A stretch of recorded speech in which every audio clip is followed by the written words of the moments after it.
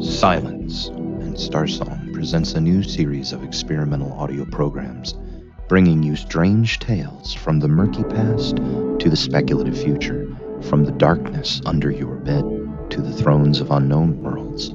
This is SNS Radio.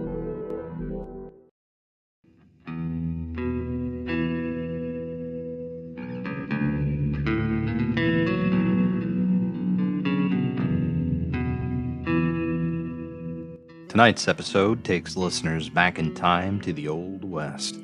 Sheriff C.R. Moultrie and his trusted deputy, Deke do their best to keep law and order in the little town of Bracton. Positioned on the edge of the New Mexico territory, the people of Bracton often have more to fear than the ordinary hardships of frontier life. When the sheriff and his deputy ride to the next town in search of a member of their community, things don't go as planned.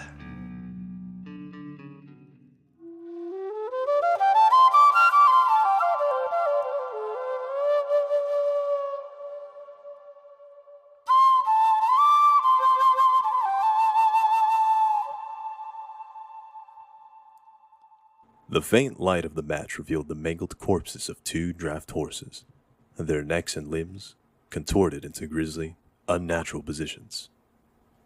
"Something's had itself quite a feast," Sheriff Clive Moultrie said. His deputy, Deke added, "There were no vultures, you can be sure. Coyotes maybe, but it's strange." Deke struck another match, driving away the shadows and revealing an overturned wagon near the horses. The words painted on the wagon's side read, "Widdell's General Store." A frenzied search in, under, and around the wagon turned up no trace of Ethan Widdell himself. "Let's head back up. Deke, there's nothing we can track down here in this dark." By the time they emerged, the sun had long since fallen below the horizon, and the full moon was well on its way across the sky. "Camp here?" Deke asked. "Yeah. If there's something to be found, it'll be easy when we have some light. No sense in riding all the way back to Bracton." Mr. Widdell's daughter, Connie, had anticipated that they'd go no further, and in just a few minutes that had passed, had already done half the work of setting up camp. "You gentlemen care to help a lady out? And while we get this fire going, you can tell me what you found in that gully." Sheriff Moultrie put a hand on Deke's shoulder and gave him a shake of the head. Neither of the men cared much for delaying unpleasant news, but it was sure to go better for Connie if they'd just got settled for the night. Before long, they were crouched around the fire, sharing some jerky and crusty bread. Connie Widdell had been unexpected, but not unwelcomed, traveling companion for the two lawmen of the small town of Bracton. Widdell, the owner of the only general store in Bracton, had set out days before for the boomtown McCuiston to purchase inventory.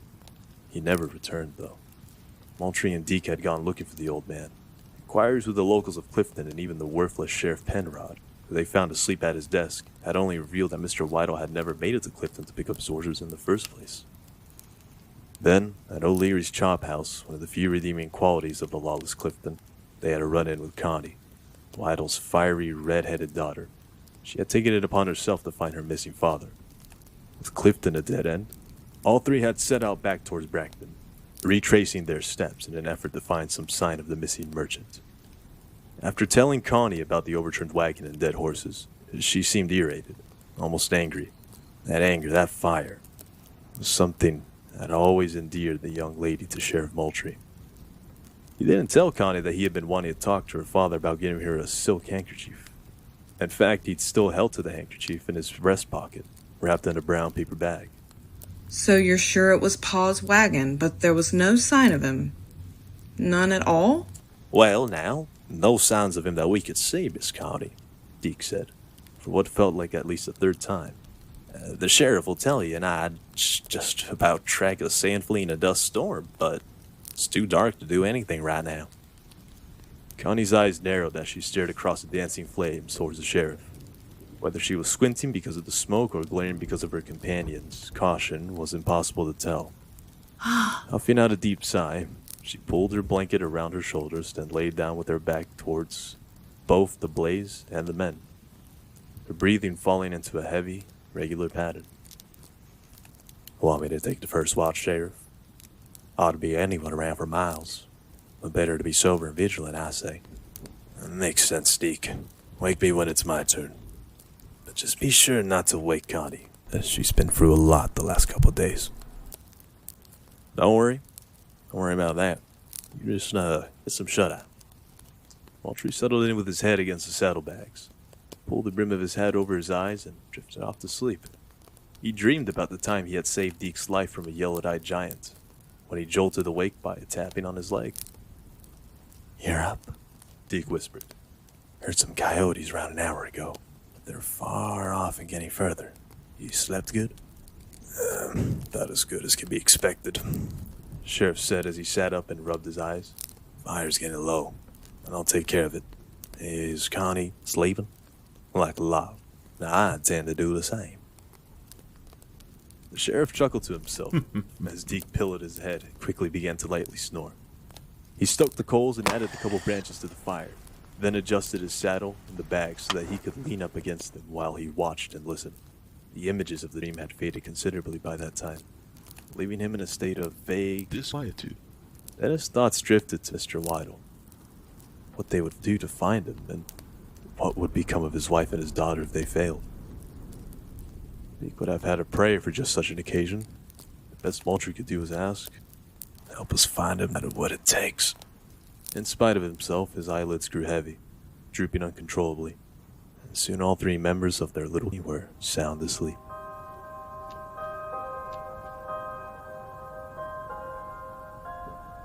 The sheriff awoke with a start some time later. Exactly how long he had slept he could not tell, but the eastern sky had begun its transit from deep darkness of night to the telltale gray that preceded dawn. A moment later he realized that it had been a sound that had awoken him, a shuffling and rustling from somewhere in the underbush that dotted the landscape in every direction. It was probably nothing more than a jackrabbit or some other varmint. But then it moved again. Too big for any jackrabbit, he thought as he slid his hand towards his gun belt lying just to his side. If it was a coyote, and it came this close, he'd be sure it was hydrophobia. That was nothing a little lead couldn't cure, though. "Help! Oh, help, Clive!" Moultrie flopped over, guns raised, just in time to see Connie dragged feet first by some unseen force in the darkness. Moultrie rose up on his elbow, trained his sight on what he had hoped would be a safe distance above Connie, and fired off 3 shots in quick succession. A cry of shock and pain leaped out of the darkness. But whatever it was, Moultrie was sure it was no coyote, hydrophobic or otherwise. The grating shriek had hardly faded before Deke dove into the underbush in a blur, hunting knife raised and poised to kill. The sheriff rushed over to where the woman laid on the ground. Her face was squinched with pain, her eyes tightly shut. He expected to find that one or both of her legs was a bloody mess, but he found no such injury. Instead, it seemed that she had slipped her right foot out of one of her low-cut boots. "It's my ankle. It got my ankle." The sheriff helped her over beside the remains of the fire and tried to bring the glowing embers back to flame. Moments later, Deke returned to the camp. It's gone, whatever it was. He put a little more wood on the fire. They had just enough to light to try to look at Connie's ankle. "Careful." Still not ready for the carnage he expected to see. "Well, I'll be," Deke said. "What's to make of that?" The sheriff examined the tender, pale flesh of her ankle, tamping down his embarrassment for the sake of necessity. There were no teeth marks, no scratches or blood.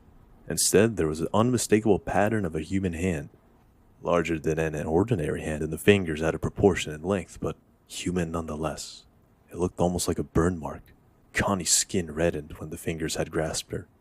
Very faintly, so faintly, that Moultrie nearly missed it in the dim light. There was a gray outline at the edges of the burn mark. If it was a burn, it was like no other burn that he or Deke had ever seen. "Let's see if you can put some weight on it," the sheriff said. With Moultrie under one arm and Deke under the other, slowly Connie rose to her feet. She gingerly lowered her foot to the ground. "It still burns a bit, but it's not broken. I can walk at least." The sheriff had never seen Connie like this before. It may have taken the apparent disappearance of her father to bring it to the surface, but the woman just had the kind of hard-nosed resolve that it took to survive on the frontier. That would only make it harder for Moultrie to do what he had to do next. "Okay. When it gets lighter, Miss Widdell, he began using the formal mode of address. I need you to stay here while Deke and I... Like fun you are. You'll catch me running down Main Street in my nightshirt before you leave me here with the horses again. She cast an icy glare, first at the sheriff, and then at Deke. Both men furrowed their brows. You got to see reason, Mrs. Widdell. It's just that... The sheriff's words were cut short once more, but not by Connie. Somewhere off in the distance, a piercing, angry cry that only could have come from the thing that had been lurking in the underbush shattered the early morning calm. Was that moving away or towards us, Deke? The sheriff asked. Not sure. Hard to tell with the lanes this rugged. The goalies will play tricks on your ears sometimes. The sheriff nodded. Short of tying her up, he wasn't sure how he kept Connie from trying to come with them. It went against all his instincts and the sense of manly duty that his father had ingrained on him from his younger days, but he saw no other way around it. Connie would have to come with them. Within minutes, they were in the saddle, riding cross-country. The frantic trail of their quarry curved in a wide arc, eventually crossing back over the well-worn trail that led between Bracton and Clifton. The land sloped moderately upward in that direction, so that eventually off to the right lay of a honeycomb network full of gullies and ravines. They crisscrossed and looped around one another so intricately that it was impossible to tell where one ended and another began. After they had ridden on the small rise for a while, Deke came to a stop near the mouth of one of the deep hollows that sliced up the landscape. He had ridden ahead for a few minutes, then came back to point on the faint trail. What is it? The sheriff asked. Reining up next to him, Connie was close behind.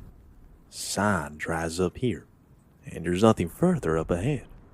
Near as I can tell, we have to head down there. Deke nodded towards the high, narrow walls of the gully. Shouldn't be far before we can tell whether we lost the trail. Peering at Connie out of the corner of his eye. You know me, Sheriff. Deke gave his characteristic grin in spite of himself. The walls were too close for them to ride abreast, so Deke took the lead. Connie rode in the middle, and the sheriff brought up the rear. After a while, the narrow passage widened out just enough for the three riders to come alongside one another. They passed some debris along the trail. Deke dismounted to investigate. He brought back a kerosene lantern, the only thing salvageable. He showed it to Connie, who nodded grimly, confirming it had belonged to her father. Well, we'll just have to return it to him then, Moultrie said reassuringly. She nodded, jaw clenched. An uncanny howl, part shriek and part roar, burst out from somewhere ahead of them. Without stopping to think, Sheriff Moultrie remounted and spurred his horse to a gallop. Deke instantly followed suit. The passageway narrowed again, forcing the riders to curtail their pace and resume a single line. But in no more than a minute that the tight walls of the ravine opened up and into a basin. The far side of the depression was bordered by a line of jagged hills. A black square was cut to the side of the hills. It was then that Moultrie and Deke realized where they were. Cyrus Daniels' abandoned copper mine.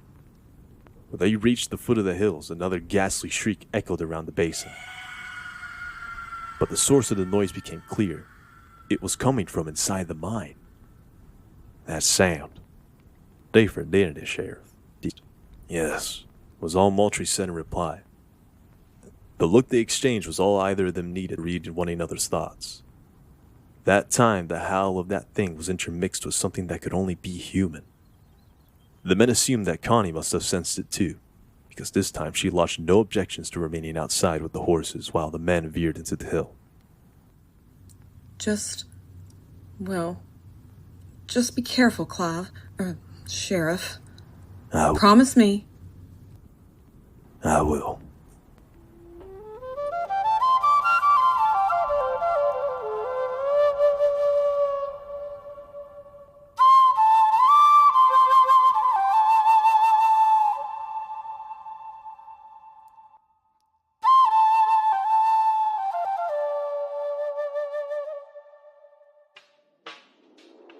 Ghost left slime on the walls again.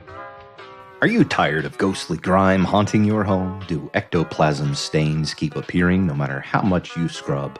Fear not, for help is at hand. Introducing EctoClean, Cleaning Services.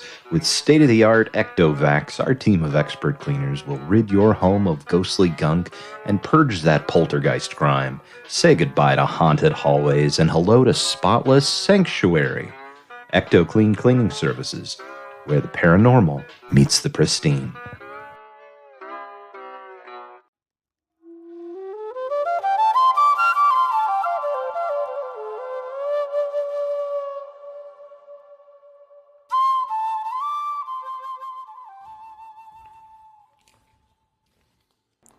Moultrie ventured deep inside the mine's timber-framed opening and waited for his eyes to adjust to the dark.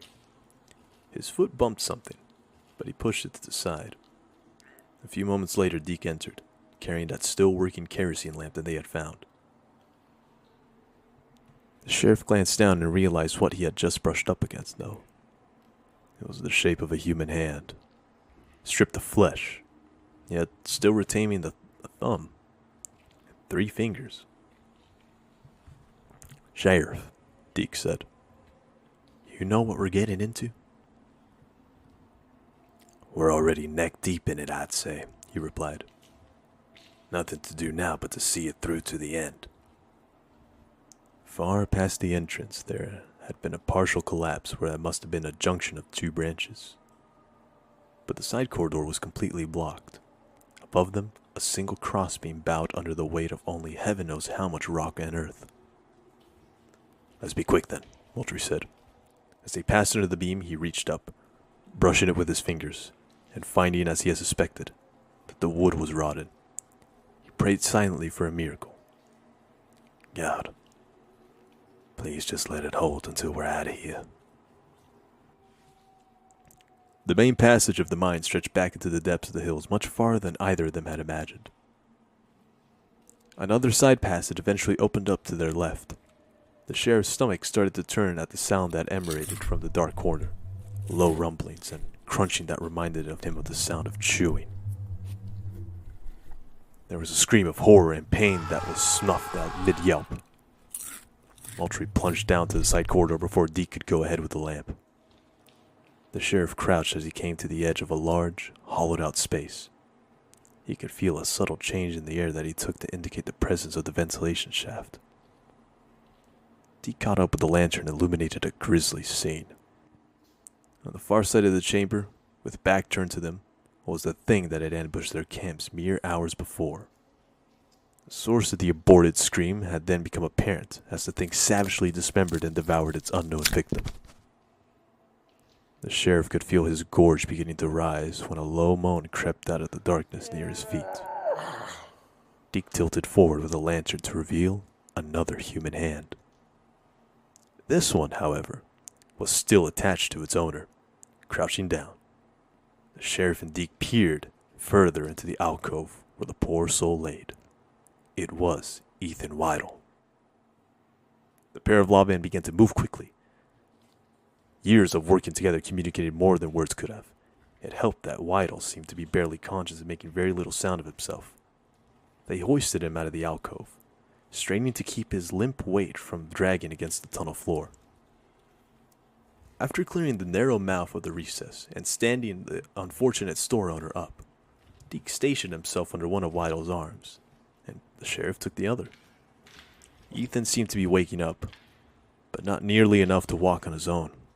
He could only make 1 step of his own for every 3 or 4 paces that Deke and the sheriff made. Yet the horrifying thing remained somewhere behind them, too focused on its grisly meal to have noticed them. They could just see the entrance when Widdell's feet snagged some rut on the tunnel floor. He went down in a heap, nearly taking Deke with him. Then in practically the same instant, Ethan Widdell suddenly shot back up in full consciousness. In the lamplight, Moultrie saw the man's eyes burst open, wide and bloodshot. He cried out, "Eliza, Connie, help! Oh, help!" before slumping back down on the ground. A shrieking, inhuman roar echoed down the corridor, followed closely by tampering footsteps as loud as fast as the biggest stallion the sheriff had ever heard. "Get him outside!" But Deke started, cutting his own protest short. With a grunt, the trusty deputy slung his limp body over his shoulder. As Deke sprinted for the exit, Sheriff Moultrie looked around. He had only the lamp and his revolver. An idea formed in a flash. Afraid that he might try to think of better of it, thus losing the little remaining time he had, he hung up the lamp from a rusty nail that protruded from the rotting crossbeam and ran back 30 paces or so. On a clear, calm day, Deke would brag that the sheriff could shoot the eyeball off a horned toad at that distance. But there was nothing clear about the dusty, abandoned mine, and the sheriff was anything but calm. He glanced down to check that all 6 cylinders were loaded, but doubted that there would be time for that many shots in any case. Raising the gun, he aimed just to the right of the lamp, smack in the middle of the crossbeam. Beyond the sharp metal point of his gun, front slight, he finally saw the creature's lurid form begin to emerge from the shadows. He squeezed the trigger. In the stifling darkness, the blast of the firearm lit the mine shaft up like daylight for an instant. The sound in that confined space was deafening. The last thing the sheriff remembered was seeing that lamp going out, and thinking, "Dang nabbit, I missed!"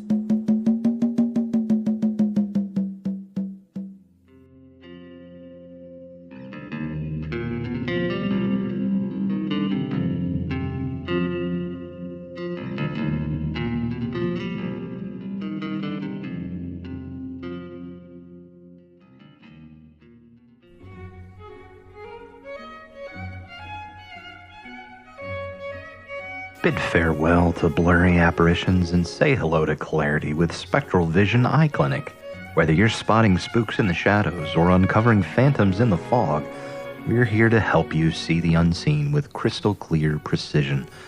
Spectral Vision Eye Clinic. Discover the magic in every glance. Spectral Vision Eye Clinic cannot be held responsible for any unforeseen side effects of enhanced vision, including but not limited to encounters with ghosts, ghouls, other apparitions, or residual manifestations of the presence of such entities.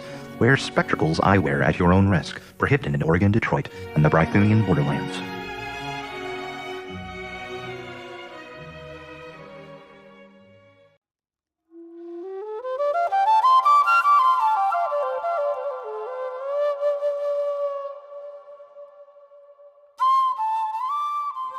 Raising his eyelids took about as much effort as hoisting one last 50-pound sack of flour at the end of a long workday.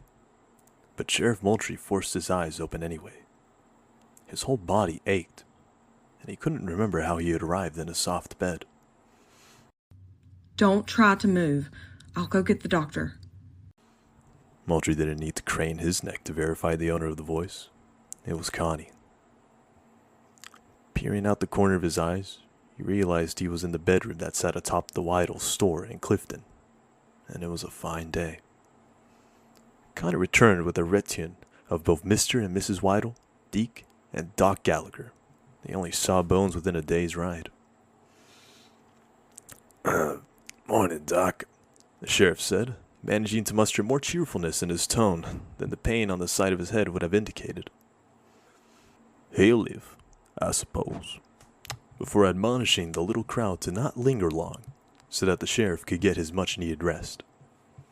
"I'll check in on you again tomorrow morning," he said, before stomping back down the stairs. Deke was the first to speak. "If you feel like you look okay, well, sir, you must be doing pretty poor." Deke's familiar grin spread across his face. The sheriff started to chuckle until the sharp pain shot all over his midsection. He winced, and Connie flew to his side. It's those ribs. That's why I told you not to move before. "I'll be fine," Moultrie whispered, doing his best not to move or breathe too hard. Only when most of the pain had subsided did he notice that Connie had placed her hand on his. "Sorry, Sheriff," Deke said. He had his hat in his hand, nervously roughing the brim. "Never mind that," the sheriff continued. "I'm fine. But won't somebody tell me how I managed to get here? I remember the abandoned Daniels mine. I got off one shot, and I think then..." Perhaps the memory will come back to you with time. Though bruised a little around the face, and perhaps a little pale, he seemed well enough. He ran his fingers over his wispy hair before Mrs. Widdell ushered him to the room's only chair in the far corner. "Course, I can't say what might have happened in that tunnel, but I know what we found. The sheriff pushed himself up ever so slightly with his elbow. He ignored the twinge of pain. It paled in comparison to the shock from a few moments earlier. At first, we were sure we'd lost you, Deke continued. A tunnel collapsed like that, well, it almost never turns out good. It was Connie that saw your hand sticking out of the rubble. Almost like you were reaching for something. Moultrie carefully turned his head towards Connie. She was looking down and towards the foot of the bed, but lifted her head slightly, showing that her cheeks had begun to flush. It was a heck of a job digging you out there. There's me and Connie, but we managed to do it somehow. Providential, I suppose. That is what that joint beam landed over you. It was holding back a whole mess of rocks and such that, well, you get the picture. What about, the sheriff asked cautiously. He wasn't sure how much Mrs. Widdell knew or how much her husband remembered of that thing. No worries on that account, Sheriff. I saw to it myself, Deke said. Nothing's going to come out of that mine ever again. Good, Moultrie breathed out in a sigh of relief. Oh, and Mr. Widdell said he'd add a kerosene lamp to your tab. Deke smiled again. Connie shot him a glare before realizing the deputy's joke. I wish we could talk about something more pleasant. I agree. My wife and daughter tell me you'd come by the store to see me before all this, Sheriff?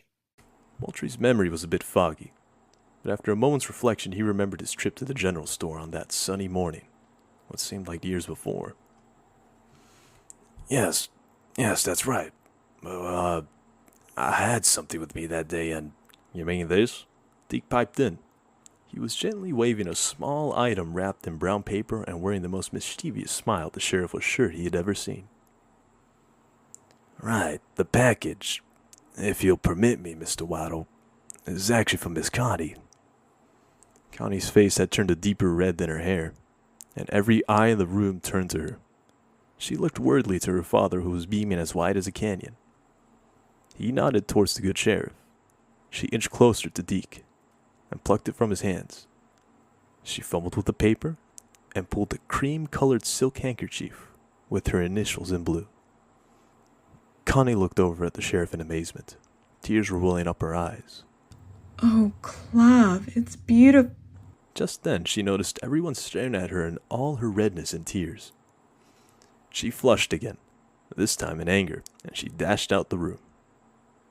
I think she liked it, Deke said, winking at the sheriff. The room erupted with laughter.